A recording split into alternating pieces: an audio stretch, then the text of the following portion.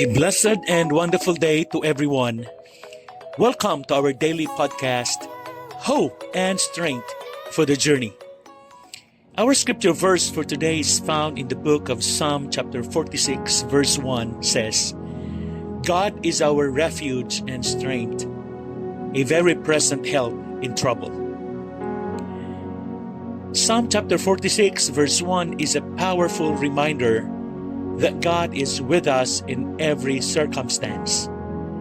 The psalmist paints a picture of God as our refuge, strength, and help, especially in times of trouble. Today, we will focus on 3 points that draw from this verse: refuge, resource, and rescue. These 3 pillars reflect the ways God protects, empowers, and delivers us through the storms of life. Number 1, refuge, the place of safety. It says in our verse, God is our refuge. A refuge is a place of safety, security, and shelter. Sa sinaunang panahon, ang mga lungsod ay may mga kuta kung saan tumatakbo ang mga tao para sa proteksyon. Para sa atin, ang Diyos ang ating ligtas na lugar. Amen. Paano po natin i-apply ang talatang ito? Nabubuhay tayo sa isang mundo na puno ng kawalan ng katiyakan. Hindi matatag na ekonomiya, mga krisis sa kalusugan, at mga personal na pagsubok. Ngunit anuman ang mangyari, ang Diyos ang ating kanlungan kung saan makakahanap tayo ng kapayapaan. When life's storms hit, He is our covering, our protector, our strong tower. Just like a child running to their parent in the face of danger, we can run to God.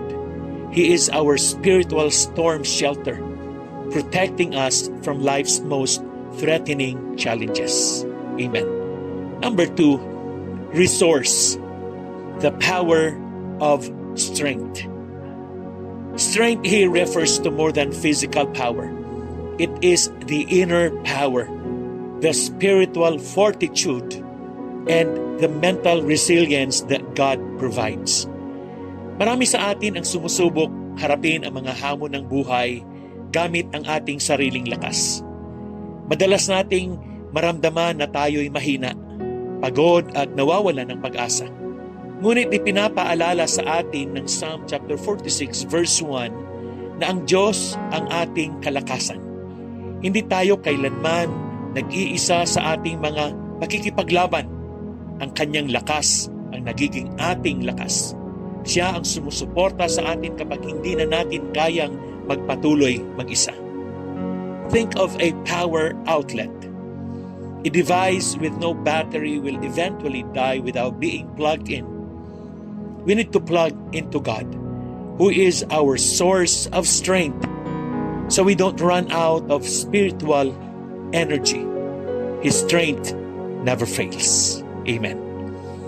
Number 3, rescue, the promise of help, an ever-present help in trouble.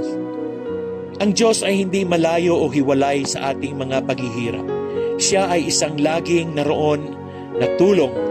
Ibig sabihin, palagi siyang nariyan, laging nakikinig, at laging handang iligtas tayo sa oras ng ating pangangailangan. This means that God doesn't abandon us in our distress.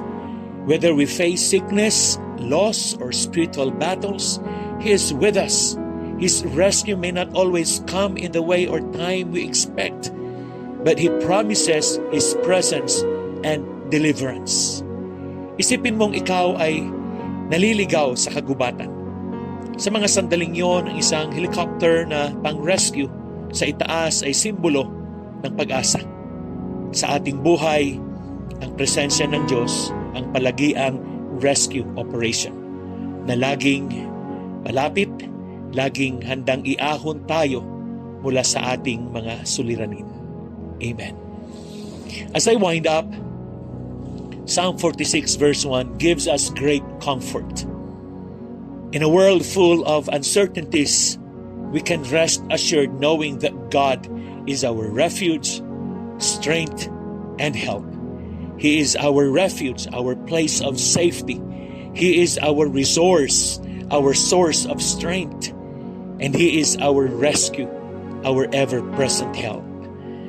Whatever storm you may be facing today, remember that God is with you, protecting, empowering, and delivering you. Let us find peace and courage in His unshakable presence. Amen. Let us pray.